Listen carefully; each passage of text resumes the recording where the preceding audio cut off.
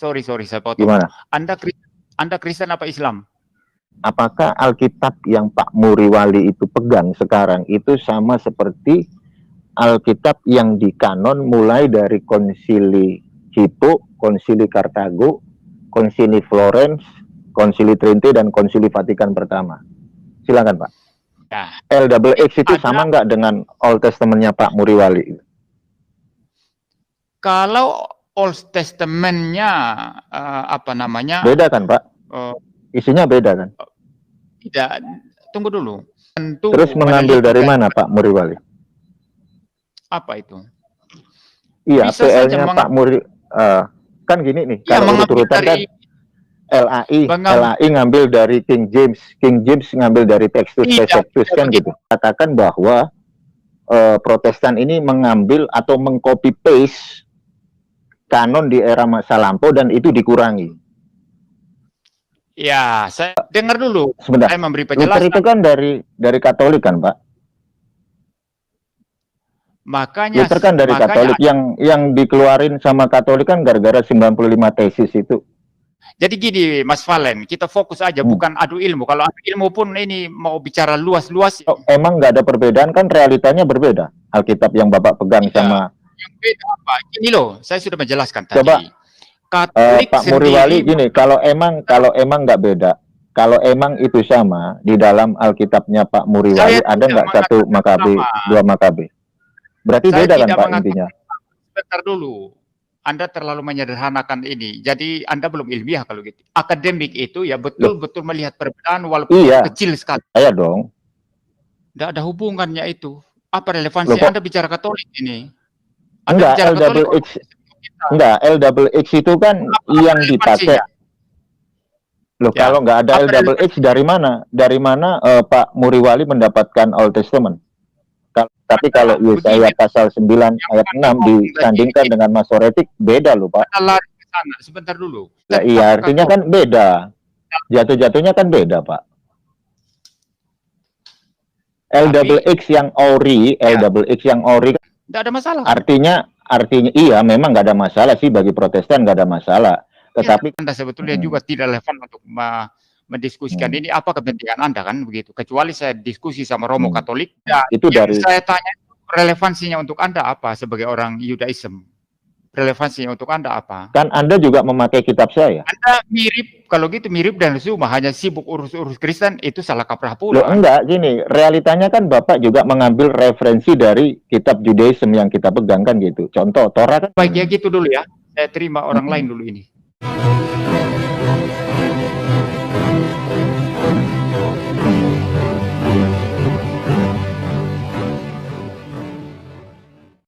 Assalamualaikum warahmatullahi wabarakatuh.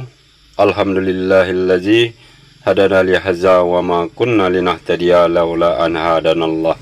Asyhadu an la ilaha illallah wahdahu la syarikalah wa asyhadu anna Muhammadan abduhu wa rasuluh. Puji syukur kehadirat Allah Subhanahu wa taala karena kita masih diberi waktu dan kesempatan berjumpa kembali melalui channel Salam Satu Akidah. Semoga kita semua dirahmati Allah dan diberi kekuatan serta keteguhan hati di dalam iman Islam untuk terus meningkatkan iman serta ketakwaan kita kepada Allah Subhanahu wa taala. Baik, saudaraku semuanya, pada kesempatan kali ini saya akan menampilkan diskusi yang sangat menarik untuk kita simak bersama, yaitu pendeta MIM ya, dengan saudara Valen dari Yudaisme. Nah, seperti yang kita ketahui, pendeta MIM ini beberapa waktu yang lalu ya sudah melakukan diskusi dengan Ustadz Azuma, dan pada diskusi yang terakhir itu membahas tentang pewahyuan ya, baik menurut ajaran Kristen maupun ajaran Islam. Dan terbukti ketika berdiskusi dengan Ustadz Azuma, pendeta MIM ini memang tidak dapat membuktikan kebenaran kitab yang diyakini sebagai kitab suci, yaitu Bibel ya. Nah, begitu juga kali ini saudara Valen yang penganut Judaism tentu lebih mengerti dan paham tentang ajaran Torah yang dia pegang sekarang ya. Sementara pihak Kristen, para apologet Kristen ya, selalu setiap kali berdiskusi mereka mengatakan bahwa ajaran mereka itu berasal dari ajaran Torah. Nah, dengan adanya saudara Khalid ini yang banyak mengajukan pertanyaan perihal keotentikan serta dasar dari kitab yang dipegang oleh MYM ini sebagai kitab suci oleh mereka, dan pertanyaan-pertanyaan yang sangat krusial ya terhadap pendeta MYM, khususnya tentang kitab yang dipegang yang diyakininya sebagai kitab suci tersebut. Ternyata di sini MYM seperti kehabisan kata-kata, seperti orang yang kehilangan akal, dan juga seakan-akan ilmu seorang pendeta, bahkan seorang doktor teologi tidak mampu untuk memberi penjelasan yang lengkap serta akurat kepada saudara Valen. Nah, bagaimana keseruannya kita akan saksikan bersama. Namun sebelumnya saya mengucapkan terima kasih kepada saudaraku semua yang masih mendukung channel ini, dan yang baru bergabung jangan lupa dukung channel ini dengan subscribe, like, serta share-nya. Nah, langsung saja kita simak videonya.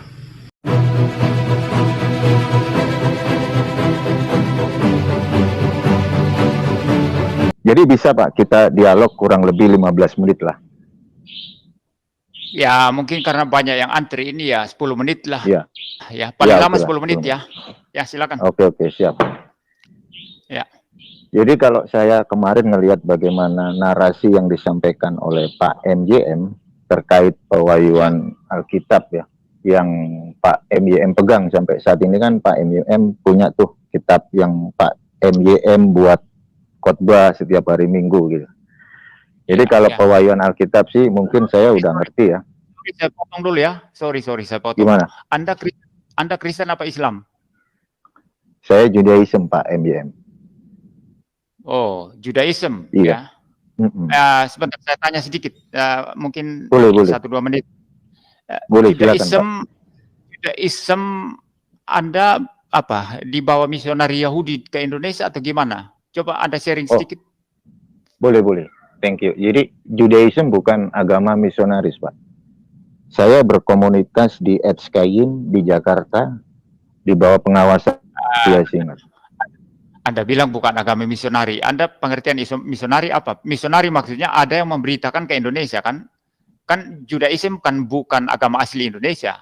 Pasti ada yang memberitakan sehingga Anda jadi pemeluk Judaism. Lanjut. Ya, jadi kalau perspektif Pak MYM seperti itu mungkin saya katakan keliru. Kalau di Indonesia mungkin saya pakai perspektif Kristen mungkin tidak cocok untuk Anda, tapi saya bicara dari perspektif Kristen. Silakan aja. Ya. Ya, jadi misal begini Pak ya. Kalau ini kita ngomongin masalah di Indonesia ya. Kalau di Indonesia memang di dalam kolom agama itu nggak diterapkan, tetapi kita jadi kita mungkin suaranya ini ya, kenapa ya? Ya, jadi sekalipun di kolom agama di KTP di Indonesia nggak ada, tapi kita dilindungi. Kita boleh melakukan kegiatan agama, tetapi dalam koridor-koridor sesuai dengan aturan yang ada di Indonesia. Dan Judaism bukan agama misionaris. Ya, lanjut. Lalu komunitas Anda di mana saja? Sebanyak apa? Sudah berapa banyak? Saya di Edskayim jadi satu sama Bnei Noah Indonesia, dan kami di bawah pengawasan Rabbi Tovia Singer. Rabbi Tovia Singer. Oh, saya enggak pernah dengar. Ya, lanjut. Jadi kalau masalah pengajaran Torah, saya diajar sama 2 rabi dari otoritas Yerusalem, Rabbi Moshe Peretz dan juga Rabbi Simon Cohen. Ya. Oke, jumlah pemeluknya di Indonesia semuanya Anda tahu enggak berapa? Ada Pak, banyak Pak. Lebih dari 100 mah lebih. 100 orang? Lebih. Oh, masih sedikit kalau gitu. Iya, minoritas kali Pak. Ya sudahlah, itu pertanyaan Anda tadi yang mengenai Suma apa, bagaimana? Iya, jadi saya itu tertarik begini Pak. Ketika Pak MYM menerangkan pewahyuan Alkitab mungkin samalah, hampir sama kayak Judaism kan gitu. Saya tertarik dengan satu narasi bagaimana pengkanonan manuskrip kan gitu. Artinya kan begini, Pak MYM kan gimana Pak? Saya tidak bicara kanonisasi kemarin, belum singgung itu. Saya baru bicara pewahyuan, pengilhaman dan ortografi yang tidak ada.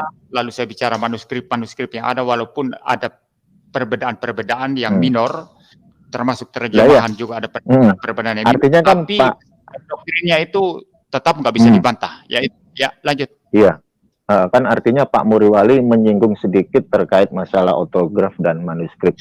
Saya itu mau bertanya begini, ketika manuskrip itu dikumpulin kan gitu Pak. Saya mau narasi dulu sebentar, mungkin nggak nyampe 2 menit Pak ya.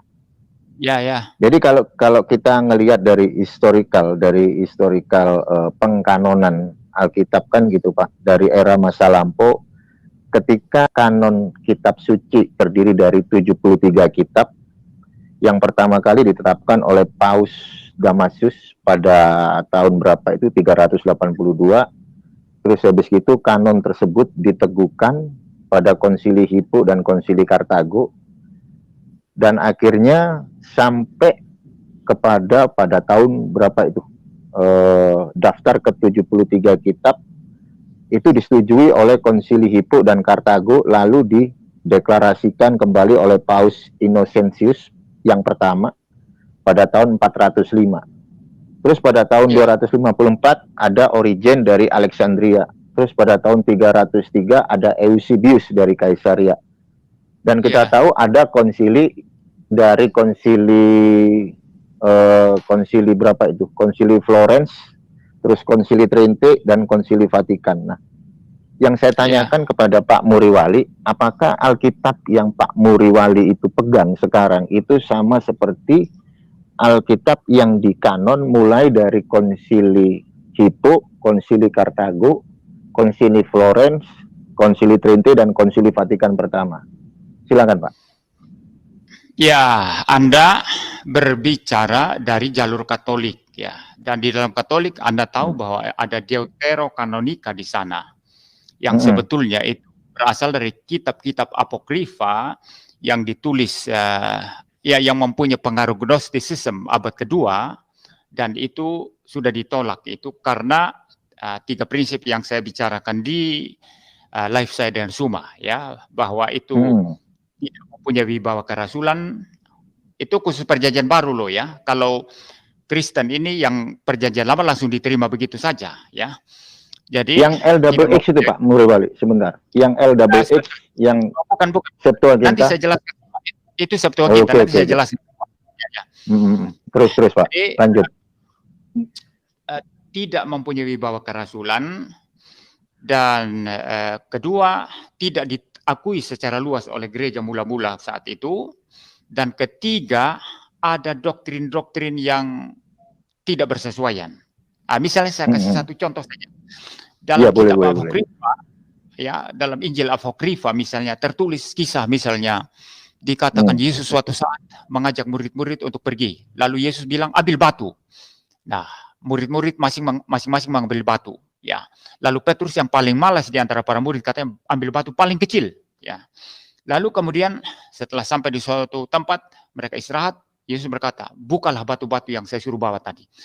Ketika mereka membuka batu-batu itu berubah jadi roti, ya, berubah jadi roti. Petrus yang malas tadi ambil batu kecil sekali, rotinya kecil sekali, dia kecewa. Suatu saat Pak, Yesus gini, Pak. Ajak sebentar, mereka Pak Muriwali. Yang kitab tempat, tapi yang kitab LXX itu loh, LXX yang dikenal sebagai Septuaginta, apakah sama dengan PL Bapak gitu loh? Kalau nggak sama ya nggak ada masalah sih bagi saya gitu loh. Saya akan menjelaskan nanti. Saya akan menjelaskan ya. Saya jelaskan masalah perjanjian baru. Septuaginta itu kan perjanjian lama itu. Iya, makanya LXX itu sama nggak dengan Old Testament-nya Pak Muriwali? Kalau Old Testament-nya apa namanya? Beda kan, Pak? Isinya beda kan? Tidak, tunggu dulu. Tidak segampang itu memahami bagaimana Alkitab itu diterjemahkan, ya. Penerjemahan Alkitab misalnya LAI saja itu bukan, ya ada yang merujuk kepada Septuaginta, ya.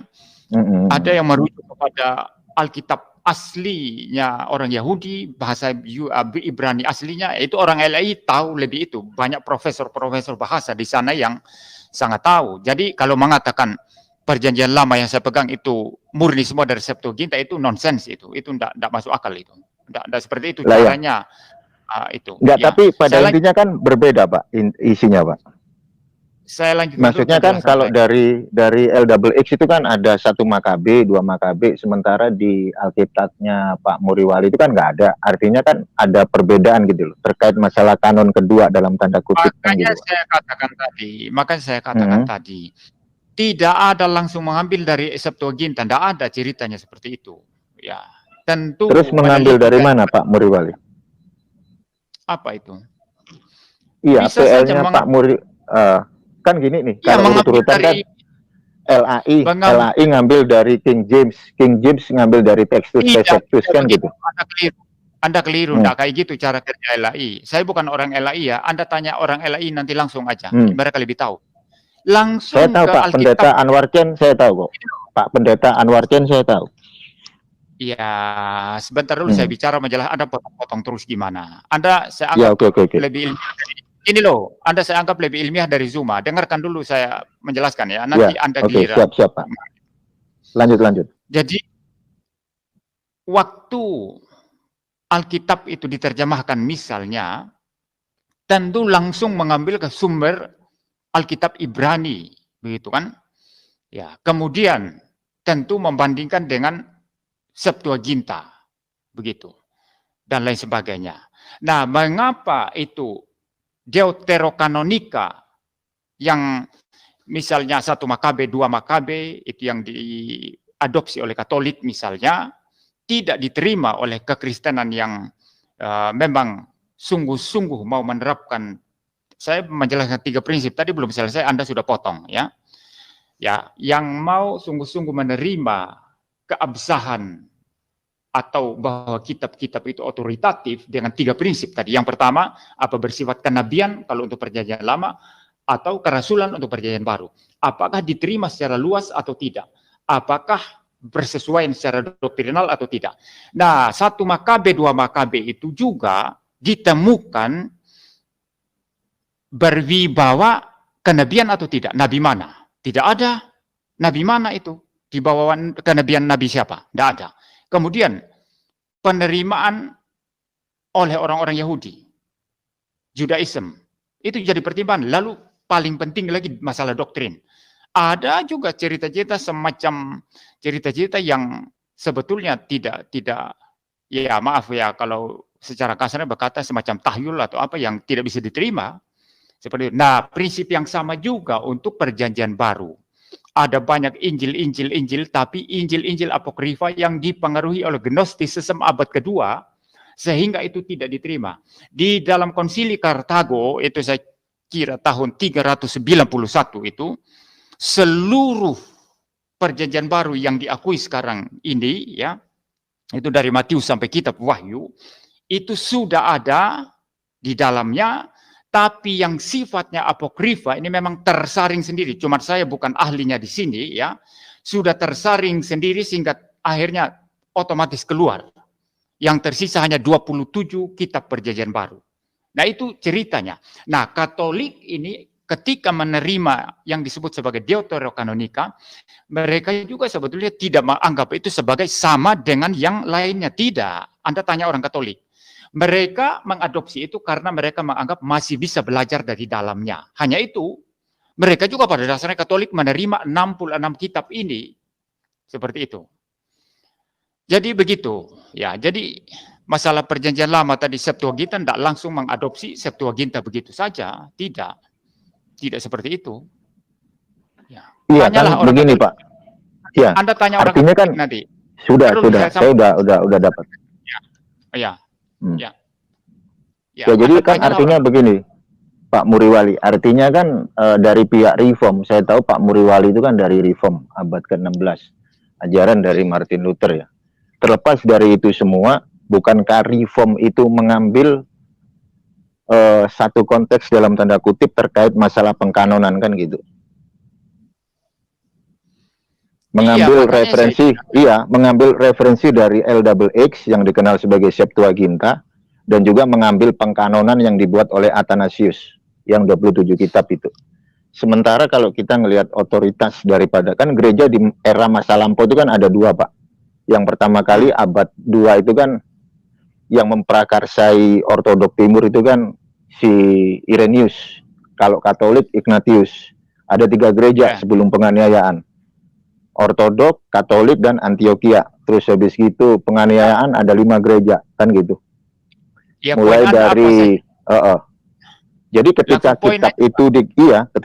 kitab itu dikanon kan otomatis dari pihak Protestan kan nggak sama kitabnya dengan yang di era masa lampau gitu. Artinya bisa saya katakan bahwa Protestan ini mengambil atau mengcopy paste kanon di era masa lampau dan itu dikurangi.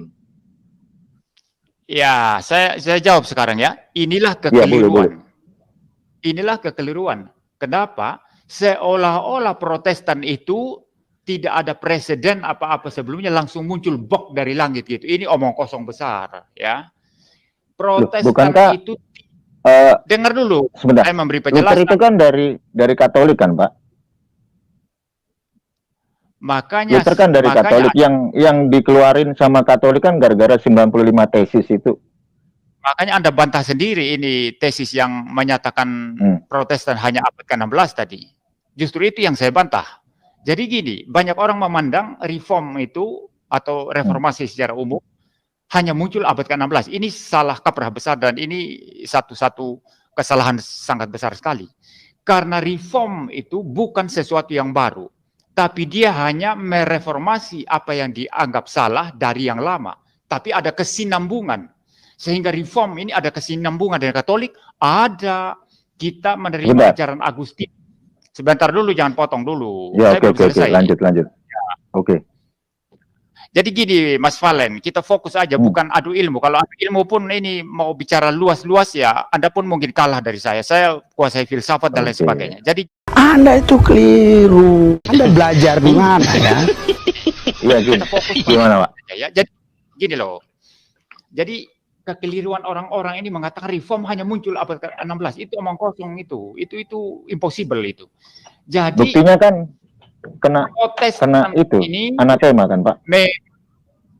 Protestan ini pada satu sisi ada ketidaksetujuan dengan Katolik, itu yang kita tolak, tapi di sisi lain ada kesinambungan. Misalnya ajaran Agustinus itu diterima oleh Katolik, juga Protestan, dan ajaran Agustinus terutama tentang predestinasi, tentang anugerah Allah, bahwa tidak ada perbuatan baik apapun yang bersumbangsi, hanya anugerah Allah, itu secara secara penuh diambil oleh reform. Tapi Agustinus siapa? Dia dulunya adalah bapak gereja terakhir dan terbesar. Seperti itu. Dan Katolik akui Agustinus. Kita juga merujuk kepada Thomas Aquinas, seorang teolog Roma Katolik abad pertengahan. Waktu itu belum ada Protestan. Seperti itu. Jadi ada kesinambungan yang banyak sekali dari Katolik ke Protestan, tetapi ada ketidaksenambungannya dalam doktrin keselamatan terutama. Seperti itu. Termasuk juga dalam penerimaan terhadap 66 kitab ini yang oleh Protestan itu anggap itulah yang sungguh-sungguh memenuhi ketiga kriteria tadi. Sehingga dianggap betul-betul mempunyai wibawa ilahi. Bersifat kenabian atau kerasulan. Kedua, diterima secara luas oleh orang Yahudi atau oleh gereja mula-mula. Ya, atau kesesuaian doktrin entah perjanjian lama maupun perjanjian baru. Seperti itu Mas Valen. Jadi jangan menganggap reformasi tidak ada hubungan dengan masa lalu. Kita tetap ada hubungan dengan masa lalu. Tetaplah kita itu mempunyai hubungan dengan, ada kesinambungan dengan Katolik ya. Seperti misalnya doktrin Trinitas. Tidak ada beda Katolik sama Protestan. Doktrin Dwi Natur Kristus. Bahwa Kristus adalah Allah sepenuhnya, manusia sepenuhnya. Apa bedanya dengan Katolik? Nggak ada beda. Jadi reformasi Protestan bukan hanya muncul abad ke-16, no. Ya, itu salah paham yang besar ya. Lanjut. Ya, oke. Jadi menurut Pak Muriwali, ya boleh saya nanggapi ini, Pak. Boleh saya nanggapi. Sebentar. Kita sudah bicara hampir 10. Ya, saya mau kasih tempat untuk orang lain. Silakan. Saya kasih waktu sedikit lagi. Ya, jadi ketika Pak Muriwali mengatakan bahwa ada kesinambungan, mungkin bisa saya katakan iya. Tetapi pada realitanya kan mau nggak mau itu harus juga diterima. Bagaimana Luther itu dianatema gitu. Kenapa? Karena ajarannya heterodoks, bahkan sudah mengatakan kepada Paus itu antikristus gitu. Makanya ketika membahas terkait masalah pengkanonan kitab suci yang dipegang sama Pak Muriwali, ternyata Alkitab yang dipegang Pak Muriwali keseluruhan ya, mulai dari Old Testament sampai New Testament itu ternyata beda gitu loh. Artinya ada something different terkait masalah Alkitab itu sendiri. Terus yang kedua, kalau emang nggak ada perbedaan kan realitanya berbeda. Alkitab yang Bapak pegang sama yang beda apa? Ini loh, saya sudah menjelaskan tadi. Coba Pak Muriwali gini, kalau emang nggak beda, kalau emang itu sama di dalam Alkitabnya Pak Muriwali, ada nggak 1 Makabe, 2 Makabe? Berarti beda kan Pak intinya? Sebentar dulu, Anda terlalu menyederhanakan ini. Jadi Anda belum ilmiah kalau gitu. Akademik itu ya betul-betul melihat perbedaan walaupun kecil sekali. Ya. Realitanya kan beda kan Pak? Sebentar dulu, melihat kesamaan kalau memang dia secara general itu sama. Jadi gini, saya sudah jelaskan tadi, Katolik pun itu mengakui bahwa yang sungguh-sungguh berotoritas ilahi itu yang 66 kitab itu yang Protestan juga pegang. Sedangkan Deuterokanonika itu ditambahkan. Sebentar, Bapak Muriwali kan apologet nih. Bapak Muriwali percaya nggak sama LXX apa Septuaginta? Percaya dong. Nggak ada hubungannya itu. Apa relevansi Anda bicara Katolik ini? Enggak, LXX. Enggak, LXX itu kan yang dipakai. Loh, ya, kalau nggak ada LXX dari mana? Dari mana Pak Muriwali mendapatkan Old Testament? Kalau nggak mengambil dari LXX? Dari kitab asli orang Yahudi. Tidak, dari Masoretik. Dari kitab asli orang Yahudi kenapa? Beda Pak, kalau dari Masoretik pun beda, isinya beda. Ketika Christian Bible disandingkan dengan teks Masoret beda. Tetapi kalau Christian Bible yang Pak Muriwali pegang, yang khusus Old Testament ya, yang tidak ada 1 Makabe, 2 Makabe disandingkan dengan LXX, sama. Contoh misal, kayak di Yesaya 9 ayat 6, itu mungkin sama dengan Septuaginta. Tapi kalau Yesaya pasal 9 ayat 6 disandingkan dengan Masoretik, beda loh Pak. Sebentar dulu. Yang Anda ngomong tadi itu masalah Katolik dan Protestan, kan? Itu yang saya jawab. Maka saya bilang begini, Katolik sendiri pun mengakui bahwa kitab yang berwibawa ilahi itu adalah 66 kitab ini yang dipercaya juga oleh Protestan. Iya, saya tahu itu. Tapi realitanya kan beda kan Pak? Dulu. Makanya Deuterokanonika itu ditambahkan karena dianggap bermanfaat juga untuk bisa dipakai untuk mengajar, tetapi tidak setara dengan itu, dengan yang 66 kitab tadi. Jadi iya, artinya kan beda. Jatuh-jatuhnya kan beda, Pak. LXX yang ori kan memuat 1 Makabe, 2 Makabe, Sirak dan sebagainya tuh. Ketika disandingkan LXX dengan KJV kan beda, apalagi dengan Alkitab dari referensi LAI kan juga beda. Kalau Anda memaksa, ya ambil dari mana? Kalau saya bilang ambil dari Septuaginta lalu 1 Makabe, 2 Makabe dibuang, apa problemnya? Karena tidak ada wibawa ilahi. Problemnya apa? Itu gini Pak. Ini loh, diambil sebagian besar, lalu yang tidak mempunyai wibawa ilahi dikeluarkan. Tidak ada masalah. Artinya iya, memang nggak ada masalah sih bagi Protestan, nggak ada masalah. Tetapi kan artinya kan begini, dari pihak Protestan sendiri mengambil referensi dari LXX. Kalau Protestan mengambil dari Masoretik, jelas nggak mungkin gitu loh. Pasti Protestan juga mengambil referensi dari LXX kan gitu. Dengan mengurangi yang 1 Makabe itu loh Pak. Nggak ada masalah Pak, nggak ada masalah. Ini loh. Topik ini tidak relevan untuk Anda karena Anda bukan orang Kristen ya. Kecuali ini debat Katolik sama Protestan bagus ya. Seharusnya topik kita adalah mengapa engkau tidak menerima Yesus itu Tuhan dan Juru Selamat. Itu gitu. lebih menarik. Jadi gini, mungkin gini Pak MBM, gini. Bentar dulu. Kita dialogkan nanti bisa diatur kapan di tempatnya Pak MYM boleh kan gitu. Ya, sebentar dulu. Saya tidak mau panjang lebar tentang ini karena Anda sebetulnya juga tidak relevan untuk mendiskusikan ini. Apa kepentingan Anda kan begitu? Kecuali saya diskusi sama Romo Katolik baru ramai ya. Jadi gini. Dulu kan ada Pak.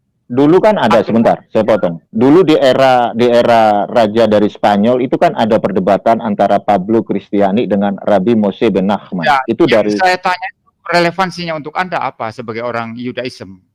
Relevansinya untuk Anda apa? Kan Anda juga memakai kitab saya. Anda mirip, kalau gitu mirip dan Zuma, hanya sibuk urus-urus Kristen, itu salah kaprah pula. Loh, enggak, gini, realitanya kan Bapak juga mengambil referensi dari kitab Judaism yang kita pegang kan gitu. Contoh, Torah kan Bapak juga pakai. Kejadian sampai Ulangan itu kan Bereshit, terus habis gitu Shemot, Vayikra, Bet Midbar, Devarim itu kan kitab kita. Itu klaim Anda sebagai orang Yudaism, tapi saya orang Kristen Kristen kan pertama kali disebut di Antioquia, Pak. Kristen pertama kali di Antioquia dan juga Yesus kan mengambil referensi dari kitabnya Judaism kan gitu. Kristen itu di Antioquia langsung bok dari langit gitu. Begitu ya enggak kan, realitanya kitab yang Bapak pegang, gini loh, kalau Bapak mau jujur, kitab yang Bapak pegang mulai dari Old Testament itu kan juga kita pegang kan Pak. Bapak kan tahu teks Masoretik itu punya siapa kan gitu. Nah kalau gini, gimana Pak? Makanya gini bilang, Anda sebagai orang Judaism itu punya hak untuk mengklaim seperti itu, tapi saya sebagai orang Kristen pun punya hak mengklaim seperti itu karena waktu Yesus hidup Tuhan dan Juru Selamat orang Kristen, dia juga menggunakan kitab Taurat. Iya, makanya itu saya juga berhak untuk mengkanter kan gitu Pak. Boleh dong kita mengkanter.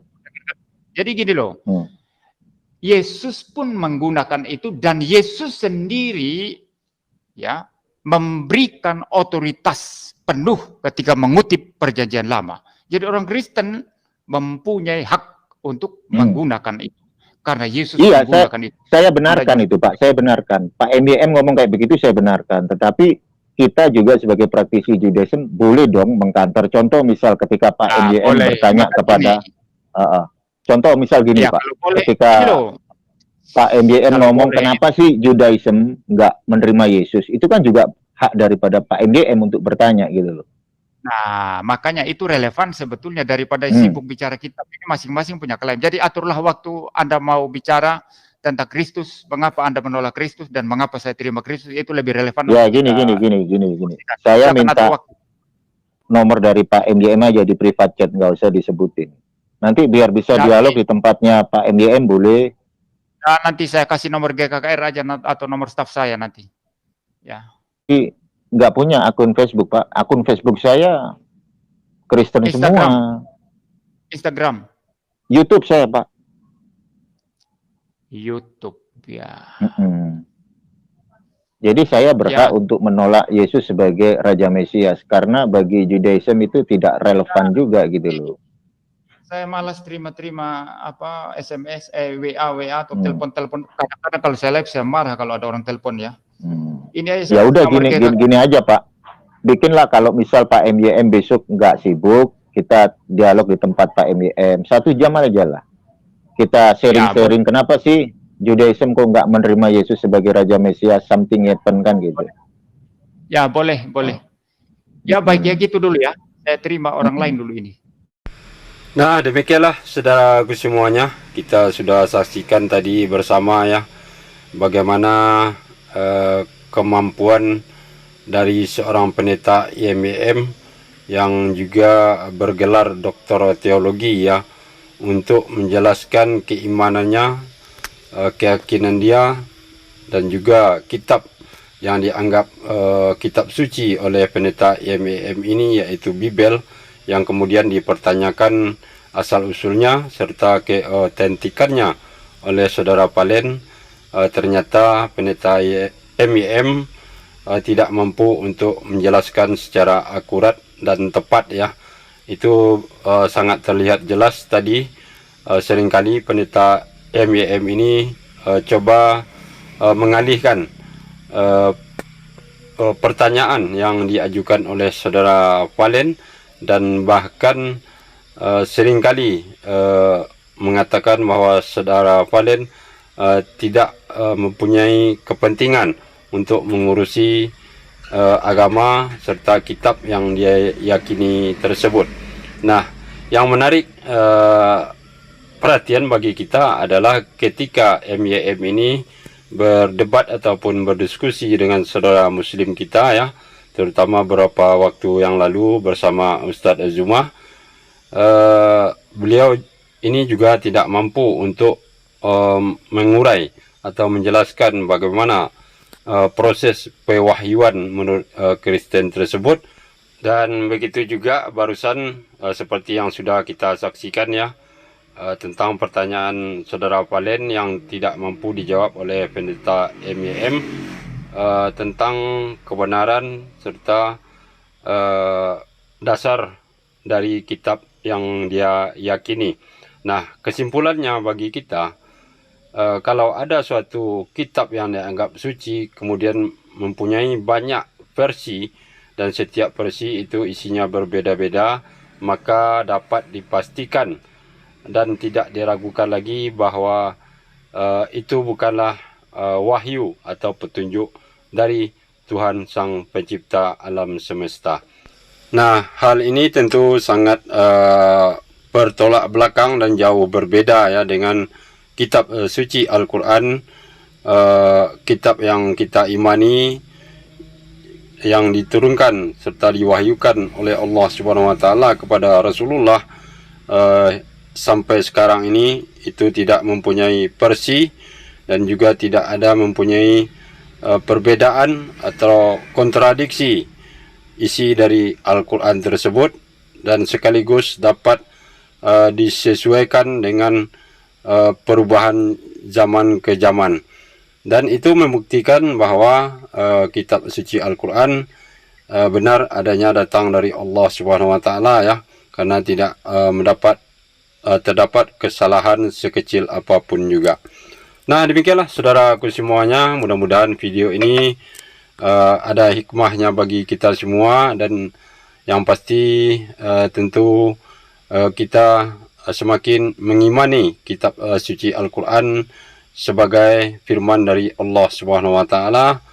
Dan mudah-mudahan juga video ini, diskusi antara pendeta MYM dan saudara Valen tadi, menjadi bahan renungan bagi saudara-saudara kita yang belum terbuka hatinya untuk menerima Islam sebagai agama yang diridhoi oleh Allah Subhanahu wa taala.